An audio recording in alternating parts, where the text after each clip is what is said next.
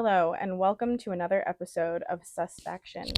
We are your hosts, Kyle. Andy Sella. In honor of school being back in session for most people in these next few weeks, we've chosen a few spooky school stories to share. Okay, so our first story takes place at Stiver School for the Arts in Dayton, Ohio. And this is um, like a retelling of um, some common stories from that school. All right. There is a classroom now in the basement of the beautiful old brick building, but what lies beneath the floor has a more sinister past. That's where the old school swimming pool was once located, and also where a teacher named Mary Tyler met her demise. The story goes that Miss Tyler would go down to the basement for a swim after work on every Friday, but the story also goes that Miss Tyler was having a romantic relationship with a senior class student. Once after One afternoon, Miss Tyler's body was found floating in the pool, a broken wooden pointer nearby, and a locket she had wore had the photo of her parents on one side and an unknown man on the other. The photo of the unknown man had been ripped so you couldn't see who it was.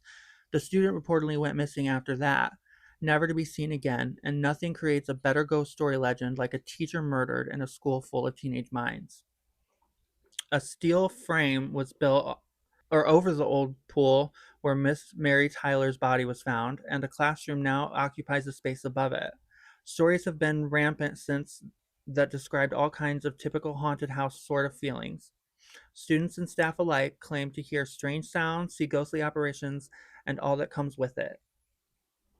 Ooh, that freaks me out a little bit. Like a student and a teacher romance and a drowning in a pool at school. Yeah, and I never, I don't know, but I've any of the schools that I've gone to, there were no pools except for the college campus that I was on. I know that they used to have, or maybe in other like big cities, they have schools that have pools in them, but not around here. Right. I've never gone to a school with a pool inside of it.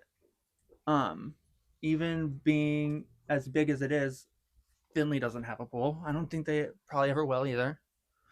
But that's creepy. And just the idea of a like a drained old pool Yeah. in general that's not been used for years just gives me the creeps. Yeah, and there have been so many ghost stories with that like kind of premise Mm-hmm. where there have been like spirits in the pool, either that have died in the pool or that were buried beneath the earth before the pool was built. Right. Or So, like I think isn't the Queen Mary like the ship the Queen Mary that's haunted? Like there's a pool on that ship that has like a haunting, I I think think. so. Yeah. Oh my gosh. Okay. All right. Next story would be yours. Okay. All right. Just north of Middletown, Ohio, on an unassuming road dotted with small homes and commercial structures, sits a dusty relic of the town's educational past, Posttown Elementary School. And though it's no longer home to school functions or students' education, this short brick structure still reportedly hums with paranormal activity. So whether you hear a door slam from afar or get a touch from a ghostly hand, a visit to Posttown Elementary School might just teach you something new about the afterlife. In 1891, some say hauntings are less about buildings and more about land, as may be the case of Posttown Elementary. Long before the school existed, the property was the site of an 1891 disaster when a train derailed off nearby tracks, killing 4 people and injuring 50 more. While a tragedy, the 1891 derailment would not be the last train disaster to strike the future site of Posttown Elementary School, and the next would be far more devastating. The Wisemans have owned and lived in the reportedly haunted school for many years, similar to owner residency arrangements at other reportedly haunted schools, like the Farrer School in Iowa and Broadhead Manor in Wisconsin. So, perhaps unsurprisingly, many reports of paranormal activity have come from them. But many of the ghostly encounters the Wisemans have experienced in Poasttown Elementary have since been corroborated by numerous ghost hunters and paranormal enthusiasts who have investigated the space. Past investigations have turned up strange electrical anomalies causing EMF meters to go off, as well as countless recordings of unexplained sounds and EVPs. Other ghost hunters have claimed to feel uneasy or like they're being watched by unseen eyes when touring the school. While it may be safe to assume many of the ghosts haunting Poasttown Elementary are train disaster victims from the turn of the 20th century, at least one well known spirit is reportedly from a terrible accident in the school itself. According to legend, a little girl was playing near a tall stairwell in the building when she fell down the central shaft, falling at least 2 stories before landing. While little else is known about this supposed event, the story suggests the girl died on impact. In recent years, many investigators and visitors have reported encounters with this little girl, who they've named both Sarah and Cheryl Ann. This little girl ghost is known to reach out and grab people who are passing by. Her giggling laughter is often heard echoing through the empty school halls, and some have even reported seeing her shadow figure drifting through the building, while others have claimed to capture her shadowy figure in photos. Other paranormal claims surround Poasttown Elementary. They have less certain origin but remain undeniably eerie. Visitors report the sounds of desks being dragged across the tile floor, sometimes even being loud enough to hear from lower floors.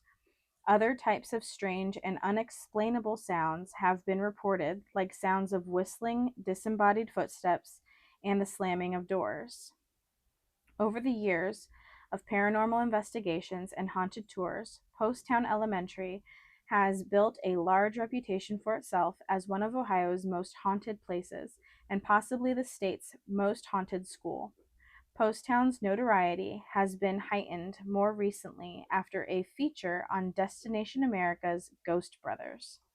The school remains busy with paranormal investigators, booking them year round, as well as hosting flashlight tours and Halloween events to keep the community engaged.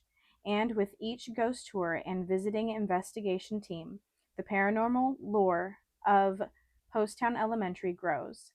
It sure seems that to some, the old school's current motto rings true: when you leave, you believe. The little girl, Cheryl Ann or Sarah, whatever her name is, that just creeps me out.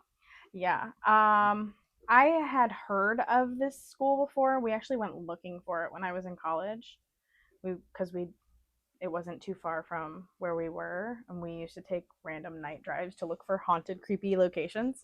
But we never found it. But it was also probably dark. Right. Well, just just the fact that there's so many places in Ohio. Like all my life, I've heard giving we live here, but I've heard nothing but like haunted Ohio this and Ohio's haunted that and all that. Mm-hmm. And it's just crazy how I don't think I've ever heard that story or the story I told before. Like I haven't heard those stories before, and just being here, it's like there's always a new one. Yeah. I think that because they are a high school or an elementary school, those stories don't get told very much because they're Right. younger kids. Mm-hmm.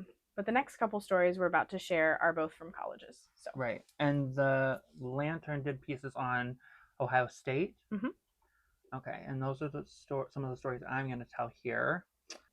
Let's see. Okay, this is from the Lantern, um, and takes place at Ohio State University.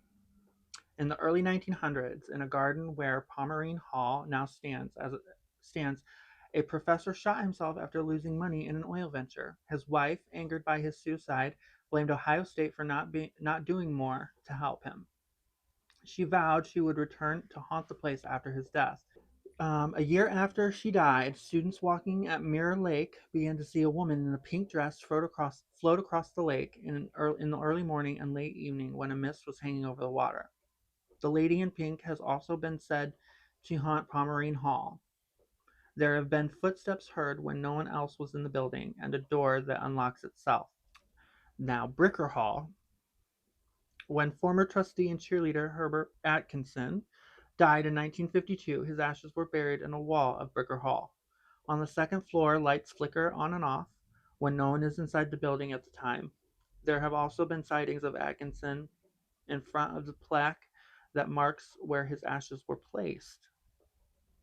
Now, Orton Hall, named after or named for Edward Orton, not Norton actor, the university's first president from 1873 to 1881, Orton Hall is one of the oldest buildings on campus. Orton is believed to haunt the building. Before bells were placed in the tower, Orton would read in the room at night. These days, flickering light resembling his oil lamp can be seen through the slots in the turret. Whether these legends are true hauntings or simply tricks of the tired minds of students, on Halloween people welcome the chance to get a scare or two. That's for sure. Yeah. So, Ohio State. My sister went to Ohio State, and she had told me a few stories, but none of those. She had told me about the fact that I guess Jeffrey Dahmer went there, or he was like a student essentially there, and they talk about where he like what dorm he lived in, and like that it seems haunted, but I don't know which. I can't remember what dorm I that know was. there's like stories of Jeffrey Dahmer, like somehow when he traveled during those years of his education, that he did make it into Columbus at one point. Um, and he would go to bars and stuff, and I don't know what he was doing that early, but we can only guess. Yeah. But also, like, there's just so many stories about Ohio State. Yeah. Billy Milligan. Have you heard of him? Mm-mm. So I may cover Billy Milligan because my husband actually lived in one of his old houses in Columbus, and there's like lots of stories there of experiences that they had living in that house. But Billy Milligan was one of the first serial rapists and murderers that used the psych defense in the state of Ohio. Oh. He was found to have multiple personality disorder, and he would pick up victims on the Ohio State campus.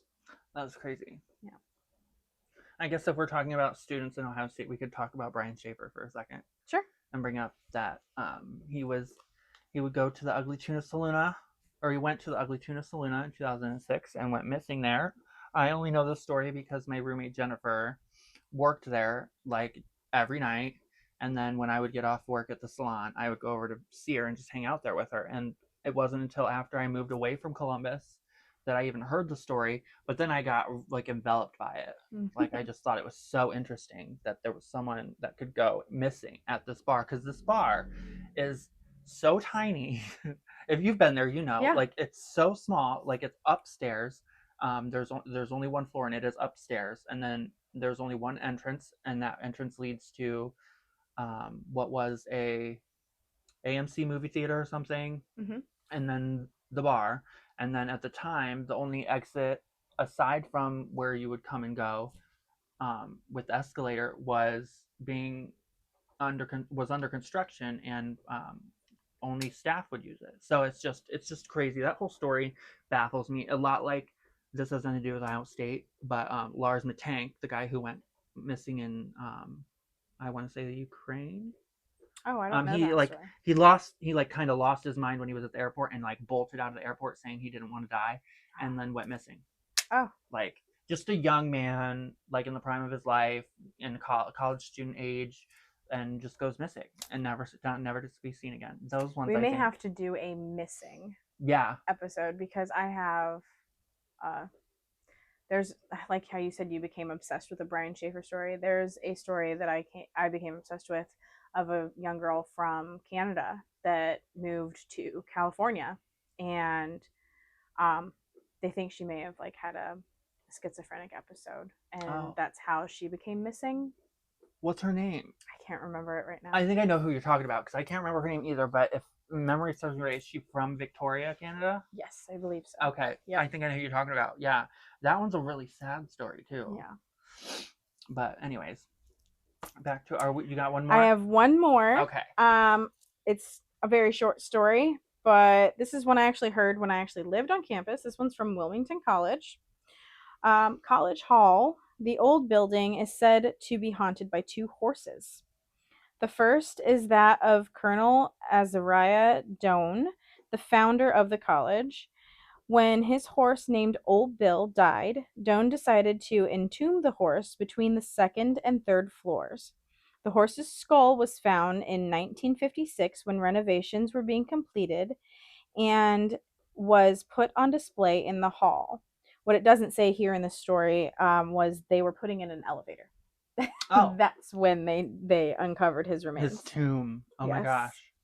Yes. The second horse's ghost is said to have been a horse who had been killed after a college prank went bad.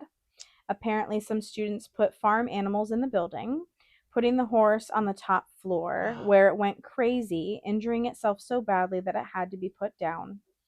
The snorts of horses and the clip clop sounds of hooves can be heard in the hallways at times. That's sad. Yeah. And I had heard both those stories when I went there. So, Did you ever hear clip clops? no. And we did several attempts to hear something. Like Mhm. we would go in the middle of the night, we'd walk over to College Hall and just kind of like stand around there or talk around there. Sometimes we'd smoke around there, just waiting for something to happen, but Yeah. we never caught a glimpse of anything. The coolest thing I ever did at a university was that's scary wise doing anything like that was when I went to visit Ohio University. I went to visit my friend Tyler, and it was during the summer, but we went to this place called the Ledges, and it like was an old asylum, I believe. Okay. If memory serves me correctly, and I'm not making any of this up.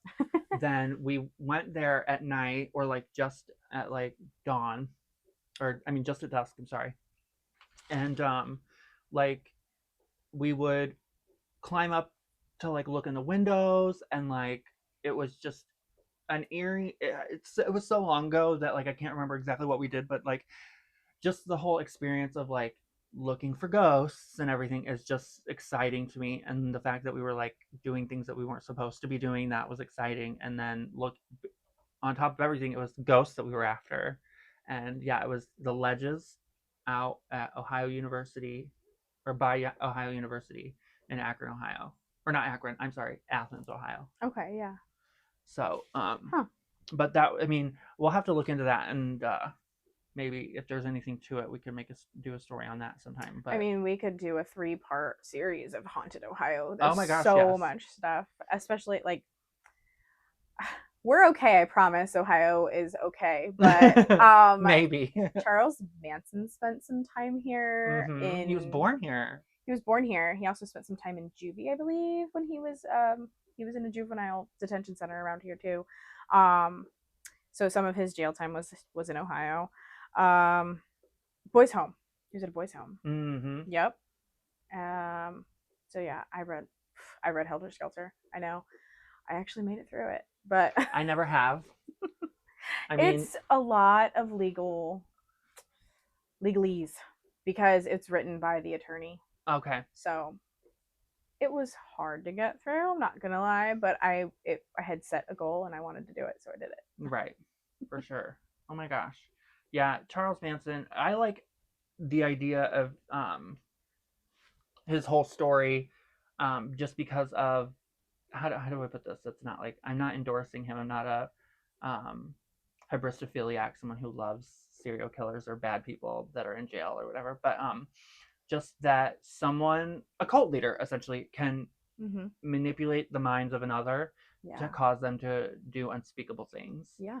And then feel like their hands are clean. Like that to me is the ultimate scary thing, that someone's capable of doing that. Yeah.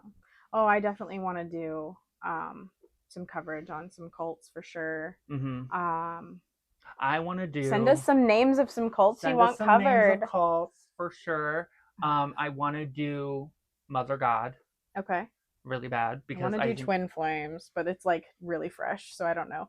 Oh my gosh, who cares? Let's do it. Because Mother God was not too long ago either, and like her whole thing is just wild, going from someone essentially, quote unquote, air quotes hard here, but normal, to someone who believes 100% that she is God, as far as telling the people of Hawaii that she was um, their goddess Yeah. in human form. Like that got them pushed out of Hawaii real fast. But anyways, that's another story. So, okay, well, I think that's all we have for today. Yeah. Again, send us some stories that you either want to have covered, or you can send us some stories that go along with some that we're already going to be covering. Yeah. We're going to do some historical ones. I know there's not a lot that you guys can relate to there, but we are going to cover, oh gosh, I can't remember. Do you have it written down still? The ones they could send to. Haunted Appalachia. Yeah. That's a big one. I really want to do Haunted Appalachia. Yeah, so and if then you we have any have experiences, you can send those. Salem's coming up Salem's coming in up. October. Mm-hmm. We have Owls. Yes. We're going to do Glitch in the Matrix. I have a Glitch in the Matrix story, as well as sleep paralysis. I have a story for that. So a lot of spooky and creepy and macabre things are coming. So if you have any personal stories you want to share that could go along, we could feature your story on that episode. Yeah, that would be really fun, is to hear your stories too, because it's always fun to hear the things that you might not think people are going to believe. You know what I mean? Like having your story, you don't tell it because, oh, no one's going to believe me. Well, you know what? We will. So send them our way. All right. And that would be susfactionpod@outlook.com. Yes. Is our email. So if you have any stories you would like to send us, again, that's susfactionpod@outlook.com. And once again, thank you for listening. And come back and listen some more. Yes. Thank you so much.